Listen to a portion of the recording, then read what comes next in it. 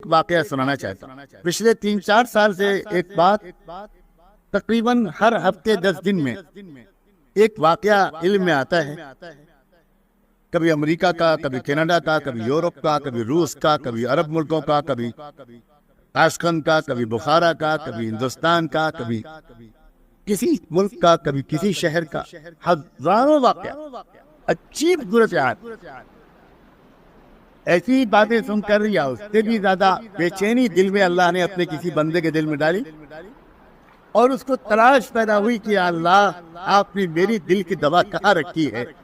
مجھے اس مسیحا تک،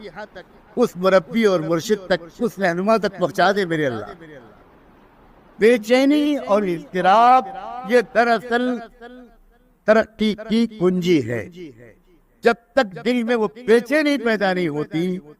وہ تڑپ پیدا نہیں ہوتی کہ آدمی کا جی نہ لگ رہا ہو دنیا میں، اور وہ دن رات دعائیں مانگ رہا ہو کہ اللہ اس طرح مجھ سے زندگی گزاری نہیں جاتی۔ یہ سونا ویران دل جس میں آپ کی محبت نہیں، آخرت کی فکر نہیں، نمازوں کا شوق نہیں، ذکر کی لذت نہیں ہے، اللہ یہ کوئی زندگی ہے؟ یہ کوئی جینے میں جینا ہے؟ اللہ میں اپنی زندگی کو بدلنا چاہتا ہوں، دل کو بدلنا چاہتا ہوں، کہاں جاؤں؟ میری سمجھ میں نہیں آ پا رہا، میں چن نہیں پا رہا۔ آپ رہنمائی فرما دیں، جس کو استخارہ کہتے ہیں۔ سینکڑوں لوگ، بلکہ اب تو ہزاروں تک تعداد پہنچ گئی۔ عجیب معاملہ ہو رہا ہے، ہر کچھ دن کے بعد کوئی شخص ہمارے حضرت کے پاس پہنچتا ہے۔ اگر سفر کر کے جا سکتا ہے تو جاتا ہے، حج میں مل سکتا ہے تو ملتا ہے۔ ہر سال ہزاروں ایسے لوگ حج میں ان کو تلاش کرتے ہیں، عمرے میں وہ جاتے ہیں تو وہاں ان کو ڈھونڈتے ہوئے لوگ آتے ہیں۔ کوئی کسی طرح ای میل کے ذریعے، فون کے ذریعے، خط کے ذریعے اپنی بات ان تک پہنچا سکتا ہے۔ تو اب ایسے ہزاروں لوگ دنیا میں ہیں، جن میں سے کئی سو کو تو میں بھی جانتا ہوں، کہ جو ایک ہی طرح کا واقعہ بیان کرتے ہیں، تھوڑے بہت فرق کے ساتھ، اور وہ یہ کہ میں تڑپ رہا تھا، اعتکاف کیا میں نے، صدقے کیے، روزے رکھے، زکات دی، اللہ سے چمٹا، رویا، تڑپا، توبہ کی، اور یہ کہا کہ اللہ مجھے کسی طرح اپنے کسی ایسے اچھے بندے تک پہنچا دیجئے جس کے پاس بیٹھ کر میں بھی نیک بن جاؤں۔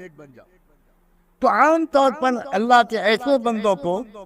عجیب و غریب بات ہو رہی ہے کہ اکثر حضور پاک صلی اللہ علیہ وآلہ وسلم کی زیارت نصیب ہوتی، اور وہ رہنمائی فرماتے ہیں کہ ہمارا دوست ہے ذوالفقار، اس کے پاس چلے۔ میں مکہ مکرمہ کے ایک رہنے والے کا واقعہ آپ کو سنانا چاہتا ہوں۔ مکے کا ایک باشندہ اور عام آدمی نہیں، حضرت صدیق اکبر رضی اللہ عنہ کی اولاد میں، اللہ اکبر، ایک ہی خاندان ہے وہاں، جو گویا مکے سے باہر نکلا ہی نہیں۔ زلزلے آئے، طوفان آئے، جنگیں ہوئی، کچھ ہوا، اس نے طے کر لیا کہ ہم کو یہ در نہیں چھوڑنا۔ اس خاندان کا ایک شخص ہے،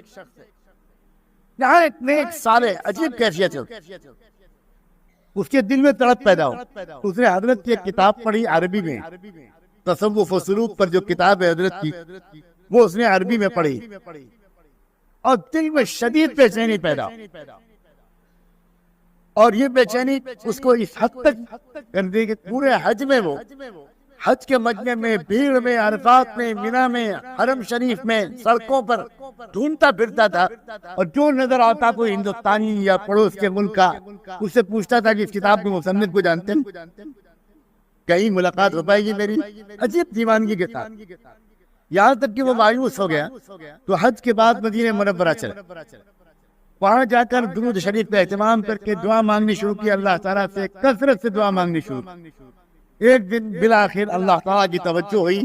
اور حضور اکرم صلی اللہ علیہ وسلم کی زیارت نصیب، اور دیکھا کہ حضور بیٹھے ہیں صحابہ کرام کے ساتھ، ترتیب کے ساتھ صدیق اکبر رضی اللہ عنہ بیٹھے ہیں،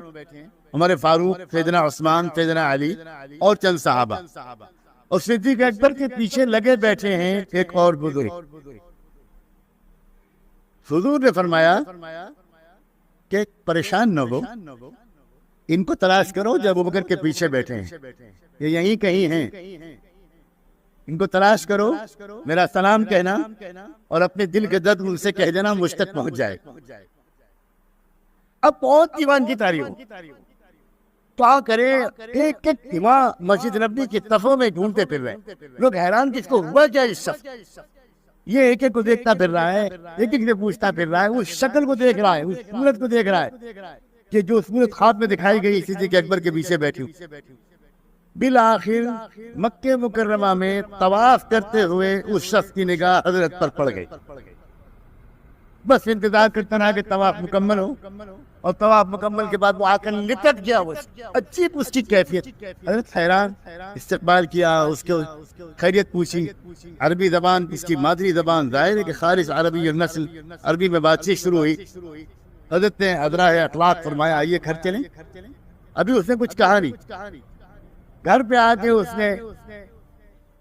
آ کر اپنی بات کی، جب حضرت بیٹھ گئے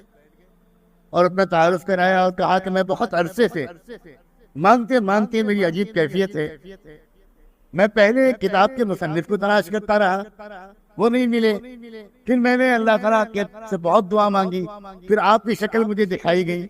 اور میں آپ کو نہیں جانتا کہ آپ کون ہیں، آپ مجھے بیعت کر لیں اور مجھ کو کسی طرح تقوی والا بنا دیں، مجھ کو اللہ تعالیٰ کا نیک بندہ بننے کا شوق ہے، مجھے کچھ نہیں چاہیے، میں گناہوں سے توبہ کر کے اللہ کا نیک بندہ بنانا چاہتا ہوں۔ ابھی تک اس نے نہیں بتایا تھا کہ وہ ہے کون، تو حضرت نے ان سے کہا کہ آپ تو ہمارے سر کے تاج ہیں، آپ عربی النسل ہیں، مکہ مکرمہ میں رہتے ہیں، اس عاجز کے پاس جو امانت آپ ہی کے آباء و اجداد کے سے ملی ہے وہ میں یہ عاجز آپ کو ضرور پیش کرے گا، ضرور پیش کرے گا۔ آپ انشاءاللہ حرم چلتے ہیں ابھی تھوڑی دیر میں، وہیں بیٹھ کر انشاءاللہ آپ کو بیعت کریں گے۔ وہاں بیعت کرنے کے بعد اس شخص نے اپنا تعارف کرایا کہ میں صدیق اکبر رضی اللہ عنہ کی اولاد میں، حضرت کھڑے ہو گئے اور بس حضرت پر عجیب کیفیت اور کہا کہ آپ میرے لیے مغفرت کی دعا مانگیں، آپ خانہ کعبہ کی طرف ہاتھ اٹھا کر میرے لیے مغفرت کی دعا مانگ دیجیے، آپ کو کچھ نہیں بگڑے گا۔ آپ کی جد امجد کی جھولی سے پوری امت کو سنبھالنے کا موقع ملا تھا، آپ کی در کی خیرات ہے جو اس عاجز کو صدی در صدی حضور کے غلاموں سے ملی ہے، نقشبندی سلسلہ یہ صدیق اکبر کی خاص میراث ہے، میں وہی بانٹتا پھر رہا ہوں۔ آپ اس سلسلے میں داخل ہوئے، یہ میرے لیے عزت کی بات ہے، آپ دعا کریں کہ میں اس امانت کو صحیح طور پر نبھاتے ہوئے دنیا سے چلا جاؤں۔ اب اس شخص کا حال یہ ہے کہ وہ مکہ مکرمہ میں، مدینہ منورہ میں گاؤں گاؤں، حاجیوں کے پاس، کونے والوں کے پاس، دکان دکان جا کر عجیب اس کی کیفیت ہے، بس وہ ایک ہی بات بیان کرتا ہے کہ لوگوں فلاں تاریخ کو اللہ کا ایک بندہ آ رہا ہے، حرم میں فلاں جگہ بیٹھے گا، اس کو دیکھ لینا، اس کو بس دیکھ لینا، تمہاری آنکھوں میں انشاءاللہ حضور کی محبت آ جائے گی، اللہ کی محبت آ جائے گی۔ یہ اس طرح کے واقعات ہزاروں کی تعداد میں ہیں۔ اللہ ان کے وجود کو مبارک فرمائے، ان کی عمر پر برکت نصیب فرمائے، اور اس صوبے کو، اس شہر کو، اس کے ایک کچے پکے گھر کو، ہمارے ملک کو اور پورے عالم کو ان کے فیض سے اور ان جیسوں کے فیض سے بھرپور فائدہ اٹھانے کی تو